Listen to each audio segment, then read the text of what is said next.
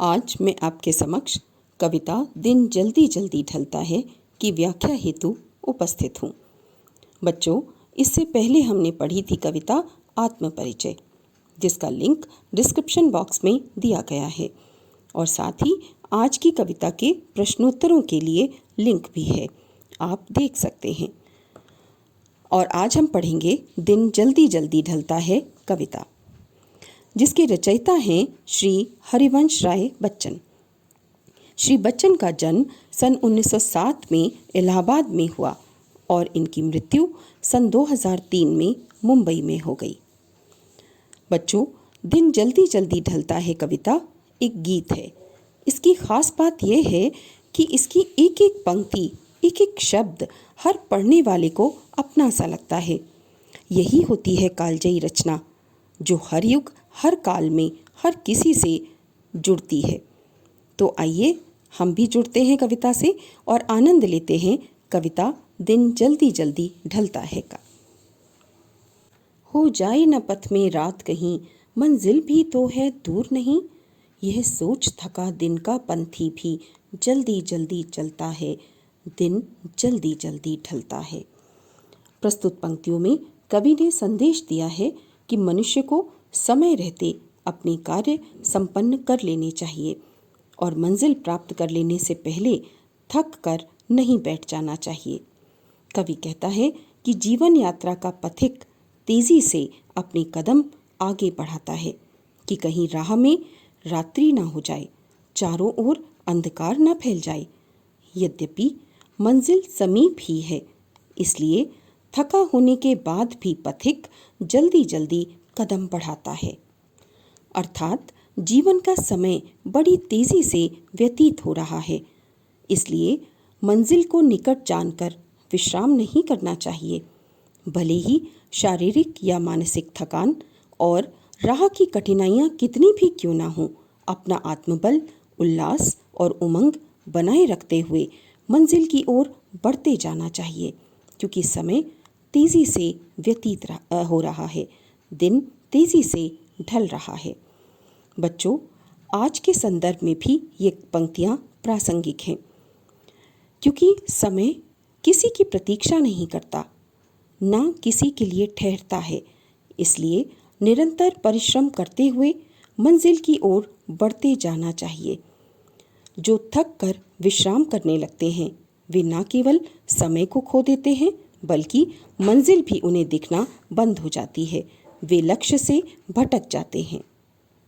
बच्चे प्रत्याशा में होंगे, नीड़ों से झांक रहे होंगे, यह ध्यान परों में चिड़ियों के, भरता कितनी चंचलता है, दिन जल्दी जल्दी ढलता है। प्रस्तुत पंक्तियों में कवि ने वात्सल्य एवं प्रेम की व्याकुलता एवं तीव्रता का चित्रण किया है, वो भी पक्षियों के माध्यम से। कवि कहता है कि सांझ ढलने से पूर्व दाने की खोज में निकले पक्षी भी अपने घोंसलों की ओर तीव्रता से लौटने लगते हैं, क्योंकि उन पक्षियों को अपने नन्हे बच्चे ध्यान हो आते हैं, जो प्रत्याशा में यानी कुछ पाने की आशा में घोंसलों से झांक रहे होंगे। और जैसे ही पक्षियों को अपने बच्चे याद आने लगते हैं, उनके पंखों में चंचलता एवं तीव्रता आ जाती है। वापस लौटने के लिए वे अपनी गति तीव्र कर देते हैं। बच्चों, उसी प्रकार हर मनुष्य को अपना ध्यान अपने लक्ष्य पर ही रखना चाहिए, क्योंकि यही ध्यान उनके कर्मों में तीव्रता लाता है।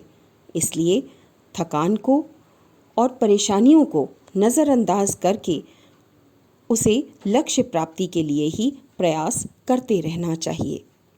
मुझसे मिलने को कौन विकल, मैं हूँ किसके हित चंचल, यह प्रश्न शिथिल करता पद को, भरता उर में विवलता है, दिन जल्दी जल्दी ढलता है। प्रस्तुत पंक्तियों में कवि एकाकी जीवन की निराशा को व्यक्त करता है और यह भी बताता है कि लक्ष्यहीन जीवन व्यर्थ होता है।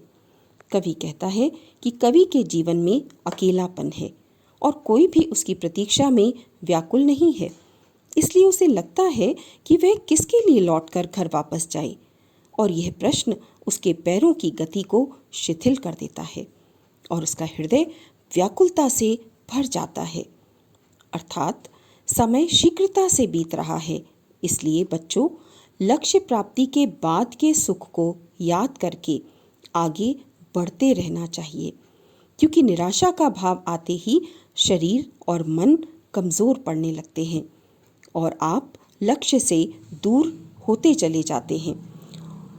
लक्ष्य से दूर होने पर अकेले होते जाते हैं, इसलिए लक्ष्य निर्धारित कर लेना चाहिए और उसी के लिए निरंतर प्रयास करते रहना चाहिए। तो बच्चों, आपने क्या सीखा इस कविता से? कोई सीख आपके लिए भी होगी इसमें। हाँ बच्चों, जो समय आपको पढ़ने के लिए मिला है उसका भरपूर उपयोग करें और अपना ध्यान अपने लक्ष्य पर रखें, अर्जुन की भांति।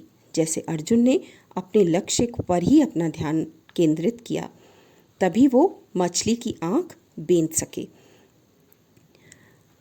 आशा है आपको कविता समझ आ गई होगी, और अगर कोई सवाल है तो आप कमेंट बॉक्स में पूछ सकते हैं। हम फिर मिलेंगे। धन्यवाद।